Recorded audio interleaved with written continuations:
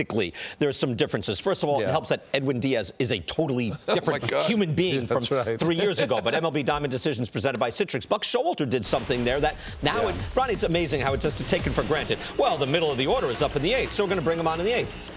Oh, yeah, but except that we didn't do that for 100 years. Right. Now suddenly, oh, of course, we're doing it. But, of course, it makes such sense. And then he got through so easily, came back out for the 9th. Well, Díaz has never had a 2-out save in his career, and that's with 57 3 seasons ago. So that tells you a lot. It also tells you that Buck Showalter recognized that first game of the series was a game he needed to have, and that's why he used Díaz. So he is making or malleable to the situation to do whatever he thinks is the right thing to do. The team BABIP for the Mets is 303. That's 6th in baseball. And I think Strider's right.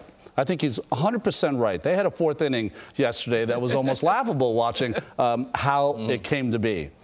But that being said, Spencer Strider had great stuff yesterday, and he went 2 2/3 innings. So that tells you a little bit about what the Mets were able to do as well. I remember, too, the Braves BABIP'd the Astros in the World Series last year. I remember you get an inning was like, you take it, but you got to be making contact, running hard, and doing all the things to take advantage of that. Yeah, I was just going to note that Ronnie mentioned Strider had great stuff, and he did have great stuff. He threw 97. He had an electric slider at 87. But you compare that to what DeGrom was doing, 102, and the slider at 96, 9 miles an hour faster than a guy who was throwing a very hard slider. It's just amazing to watch DeGrom. It was just a great watch. One last thing. Give me anything at all on the connective health of Jacob DeGrom. We'll go from the lat to the forearm. Do you think he can hold up? Do you think he can make like 10, 12 starts? You know, that's a hard question. You know, I don't know that. I think only Jake knows that. I only think the medical staff knows that. I do know one thing.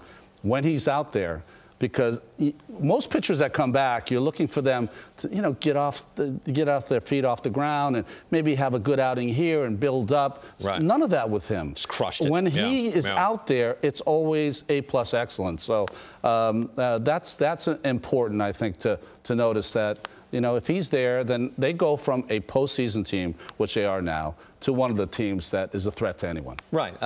You know, it was reminiscent, too. I heard you know, on the game. It is reminiscent of Dwight Gooden, Tom Seaver, like a Sunday afternoon in Queens, and a dominant monster starter is out there. It was just something. The broadcast started with DeGrom's Simple Man and ended with Diaz's Narco. So it's a very eclectic music theme to yesterday's game, but still great excellence from the Mets pitching. And I think the pitching at the end was the difference. You look at Peterson and Scherzer in the doubleheader, 12 2/3 of scoreless ball. That's the difference right now. We have to do a whole thing on Edwin Díaz and, and like, I don't know, the power of confidence or something from where he was to where he is now.